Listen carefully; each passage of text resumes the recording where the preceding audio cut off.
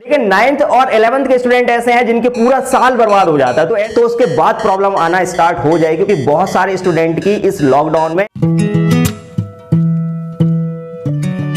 Hello everyone, this is Manish Dhakad. यदि आप class 9th और 11th के स्टूडेंट्स हैं तो ये वीडियो आपके लिए है। आज के इस वीडियो में मैं आपको बताने वाला हूं कि किस तरीके से आप अपनी स्ट्रेटजी तैयार करें ताकि आप अगर 10th बोर्ड और 12th बोर्ड के एग्जाम आगे आप दे रहे हो तो वहां पर आप बहुत अच्छा स्कोर कर सकें। और साथ के साथ यदि आप 12th के बाद कोई एग्जाम दे रहे हो, जैसे एनडीए के एग्जाम दे रहे हो या फिर जेईई मेंस के एग्जाम दे रहे हो या कोई भी कॉम्पिटिटिव एग्जाम दे रहे हो, तो वहां पर आपको इन बेसिक्स को क्लियर करने के बाद वहां पर आपको सफलता प्राप्त हो सके। तो पूरा स्ट्रेटजी डिस्कस करेंगे और साथ के साथ मैं आपको टाइमिंग भी बताऊंगा। और इस लॉकडाउन में बहुत सारे स्टूडेंट ऐसे भी हैं जिन्होंने अपनी पढ़ाई को रोक दिया है और 10th और 12th बोर्ड के जो स्टूडेंट्स हैं वो तो कहीं ना कहीं पढ़ाई करते भी हैं क्योंकि उनको बोर्ड का डर होता है, लेकिन 9th और 11th के स्टूडेंट ऐसे हैं जिनके पूरा साल बर्बाद हो जाता है। तो ऐसी कंडीशन में हम अपने टाइम को कैसे बचाएं और उसका उपयोग करने के बाद हम कुछ स्ट्रेटजी इस तरीके से तैयार करें ताकि आगे जाकर हमें सफलता प्राप्त हो। तो पूरा डिस्कस करेंगे डिटेल में, और वीडियो अच्छा लगे तो लाइक और शेयर जरूर करना और ज्यादा से ज्यादा स्टूडेंट्स को शेयर करिए ताकि सभी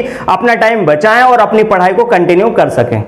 आप अपनी एक ऐसी स्ट्रेटजी बनाइए, यदि आप लॉकडाउन में घर बैठे भी हैं तब भी आप उस स्ट्रेटजी पर काम करने के बाद आप आगे अपने भविष्य में सफल हो सकें। तो इसके लिए आप अपना एक टाइम शेड्यूल तैयार कीजिए। जैसे बहुत सारे स्टूडेंट होते हैं, किसी को मॉर्निंग में पढ़ने की आदत होती है, किसी को नाइट में पढ़ने की आदत होती है, तो आप अपने टाइमिंग के अकॉर्डिंग स्ट्रेटजी बनाइए। और उस टाइमिंग में जैसे फॉर एग्जाम्पल आप मैथमेटिक्स पढ़ रहे हैं तो मैथमेटिक्स के लिए अगर आप 3 आवर देते हैं तो आप 1 आवर कॉन्सेप्ट क्लियर कीजिए और बाकी 2 आवर उस पर प्रैक्टिस कीजिए। लेकिन प्रॉब्लम यह है कि घर में हम स्ट्रेटजी तो अच्छी बना लेते हैं लेकिन लॉकडाउन में घर पे पढ़ाई नहीं हो पाती, कहीं कोई काम आ जाता है, कहीं कोई दिक्कत आ जाती। तो इसका मैं एक बेस्ट तरीका बताता हूं। अगर आप मॉर्निंग में पढ़ते हैं तो बहुत अच्छा है, आप सुबह 5 बजे उठिए क्योंकि 5 बजे बाकी सब सोए हुए रहते हैं और उस कंडीशन में आप अकेले होते हैं और आप जो करना चाहते हैं वो कर सकते हैं। तो आप 5 बजे से अपना शेड्यूल बनाना स्टार्ट कीजिए। 5 बजे से आप पढ़ेंगे तो सीधी सी बात है 5 से 6 बजे तक आप अपना मैथ्स के कॉन्सेप्ट क्लियर कर लेंगे और इसके बाद आप 2 घंटे उस पर प्रैक्टिस कीजिए। अभी आपको पता होगा सीबीएसई बोर्ड ने अभी एक सर्कुलर जारी किया है जिसमें एमसीक्यू 50% पूछे जाएंगे बोर्ड एग्जाम्स में, तो उसकी प्रैक्टिस आप अभी से कीजिए क्योंकि आप जानते हैं कि इस साल तो आपका पूरा का पूरा ये बर्बाद चला गया है। अब नेक्स्ट ईयर आपको क्या करना है कि उसकी तैयारी अभी से करना। अब जैसे मान लीजिए आगे आप जानते हैं कि 12th पास आउट करने के बाद आपको कॉम्पिटिटिव एग्जाम देने होते हैं। अब कॉम्पिटिटिव एग्जाम में मैं पर्टिकुलर कोई बैंक एसएससी की बात नहीं कर रहा हूं, आप एनडीए का एग्जाम भी दे सकते हैं। इसके अलावा अगर हम देखें तो जेईई मेंस के एग्जाम भी बहुत सारे स्टूडेंट देते हैं जिसमें एमसीक्यू आते हैं और यहां पर अगर हम देखें ऑब्जेक्टिव क्वेश्चंस आते हैं, उनकी प्रैक्टिस आपको अभी से करनी पड़ेगी तभी आप वहां पर सफलता प्राप्त कर सकते हैं। तो इसकी प्रैक्टिस आप अभी से करना स्टार्ट कर दीजिए। अब बुक कौन सी पढ़ें, तो बुक के लिए आप एक काम करिए, पहले आप एनसीईआरटी बुक्स को पूरा सॉल्व कीजिए। अब जैसे मैथमेटिक्स एनसीईआरटी की बात करें तो 9th और 11th की जो मैथमेटिक्स है उसको मैं भारत एजुकेशन पर फ्री ऑफ कॉस्ट आपको पूरा सॉल्व करवा रहा हूं, वीडियोस प्रोवाइड कर रहा हूं। आप वहां से मैथ्स कवर कर सकते हैं और बाकी अन्य सब्जेक्ट आप दूसरे चैनल को ज्वाइन करने के बाद, क्योंकि YouTube पर बहुत कंटेंट है, किसी को भी आप ज्वाइन करिए, पर्टिकुलर टॉपिक डालिए और आपको वो कंटेंट वहां पर मिल जाएगा। पर प्रॉब्लम ये होती है कि इतना सारा कंटेंट है, अब जो भी टीचर आपको अच्छे लगते हैं आप उनका फॉलो करना स्टार्ट कीजिए और कोई पर्टिकुलर एक टीचर को फॉलो कीजिए, रेगुलर जिन्होंने पूरा कंटेंट दिया उनको आप फॉलो कीजिए। अब देखिए ऐसी कंडीशन में क्या करना है कि जब आप टीचर को फॉलो करते हैं तो फिर अब कई बार ऐसा रहता है कि किसी दिन हमने क्लासेस ली हैं क्योंकि ऑनलाइन चलती हैं, अब किसी रोक टोक तो है नहीं, घर में कोई बोलने वाला भी नहीं है, टीचर भी वहां पर नहीं है आपके साथ लाइव कि वो आपसे बोले और टोकें। तो ऐसी कंडीशन में आप क्या करिए कि जब आप पढ़ रहे हो तो आप प्रॉपर तैयार होकर पढ़िए, ठीक है। जैसे आप स्कूल जाते हैं तो प्रॉपर ड्रेस में होते हैं, एक पूरा एक आपका रूल्स और रेगुलेशंस होते हैं, उसके अकॉर्डिंग आप काम कर रहे होते हैं। वैसे ही प्रॉपर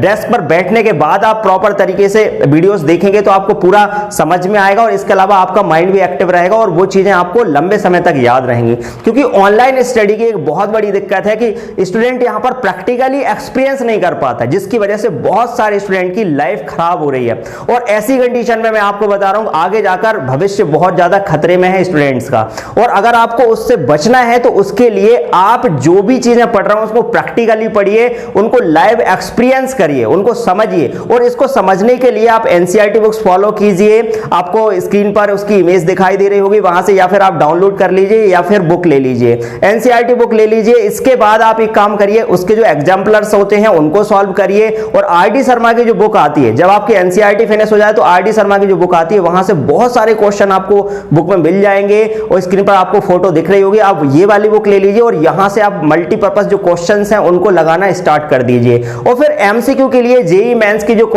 बुकलेट होती हैं, बुक्स आती हैं, आप उनमें से जो भी आपको ठीक लगे उनको आप ले सकते हैं। अब यहां पर अगर आपके पास बुक आ गई और आपने अपनी स्ट्रेटजी बना ली टाइमिंग के अकॉर्डिंग, अब सबसे बड़ी दिक्कत यह है कि हमें कितना टाइम पढ़ना है, कैसे आगे बढ़ना है, और आगे जो हम पढ़ रहे होंगे वो हमें कैसे पता चलेगा कि हम कितना सीख गए। इसके लिए आप एक काम करिए, जैसे मान लीजिए अगर आपके घर में कोई भी बड़े व्यक्ति हैं, उनसे आप एक काम करिए, उनसे बोलिए कि भाई आप अपने तरीके से 5 से 10 क्वेश्चन यूनिट वाइज बनाइए, या फिर आप एक काम कर सकते हैं, इंटरनेट पर भी डालकर आप क्वेश्चन पेपर डाउनलोड कर सकते हैं। उन क्वेश्चन पेपर को डाउनलोड करिए और फिर उनको करना स्टार्ट कर दिए। जैसे फॉर एग्जांपल आपने यहां पर कोई भी एक चैप्टर कंप्लीट किया, फॉर एग्जांपल 11th का मैथमेटिक्स का फर्स्ट चैप्टर आपने सेट्स कंप्लीट किया, अब आप क्या करें, उसका मॉक टेस्ट डाउनलोड कर लीजिए आप इंटरनेट से, और पूरा उसको यूनिट वाइज लगाना स्टार्ट कीजिए। फिर आप उसको एक बार चेक करेंगे, क्वेश्चंस को मिलाएंगे और चेक करेंगे, तो मुझे लगता है कि वहां पर आपका जो पूरा आपको पता चल जाएगा कि आपको कितना आपने पढ़ा, कितनी आपकी लर्निंग हुई है, और इस तरीके से बहुत अच्छे से फिर आपके दिमाग में वो सारी चीजें आ जाएंगी। अब इस तरीके से तो आपको पूरा स्ट्रेटजी पता चल जाएगी आपने कितना पढ़ा है और कितना भूल गए। अगर आप जो चीजें भूल गए हैं उनको बढ़िया तरीके से रिवाइज कीजिए, क्योंकि आप जो भी आप ऑनलाइन पढ़ रहे होंगे उनके नोट्स बनाइए और फिर उसको रिवाइज कीजिए। अब यहां पर मेन पॉइंट क्या है कि इस तरीके से अगर आप पढ़ रहे हैं तो सब कुछ आपको ही करना है, नंबर्स भी आपको देखना है, नंबर भी आपको अपने आप को खुद को ही देना है। तो ऐसी कंडीशन में अब आपको लॉयल रहना है। अगर आप लॉयल रहेंगे तो आगे जाकर आपको प्रॉब्लम नहीं होगी, और अगर आप अपनी लाइफ के लिए लॉयल नहीं है, ऑनेस्ट नहीं है, तो मैं आपको बता रहा हूं डेफिनेटली जैसे ही आप 12th बोर्ड में जाएंगे और 12th बोर्ड में जाएंगे वहां पर आपको प्रॉब्लम जाएगी, और अगर वहां पर प्रॉब्लम नहीं गई तो उसके बाद प्रॉब्लम आना स्टार्ट हो जाएगी, क्योंकि बहुत सारे स्टूडेंट की इस लॉकडाउन में लाइफ खराब हो गई है और उनकी जो लर्निंग है बिल्कुल भी नहीं हुई है, और कोई भी चीज उन्होंने एक्सपीरियंस नहीं की है, जिसकी वजह से वो सब कुछ भूल गए, पुराना भी भूल गए। तो ऐसी स्थिति ना बन पाए आप सभी के साथ, इसीलिए प्रॉपर स्ट्रेटजी बनाइए, देन यहां पर आप पढ़ाई स्टार्ट कीजिए। तो अगर आपको स्ट्रेटजी ठीक लगी हो, ये सब कुछ आपको ठीक लग रहा हो और आपको हमारे वीडियो पसंद आ रहे हो, तो लाइक और शेयर करिए, ज्यादा से ज्यादा स्टूडेंट को जोड़िए भारत एजुकेशन से, और सब्सक्राइब जरूर कर लेना चैनल को। Thank you.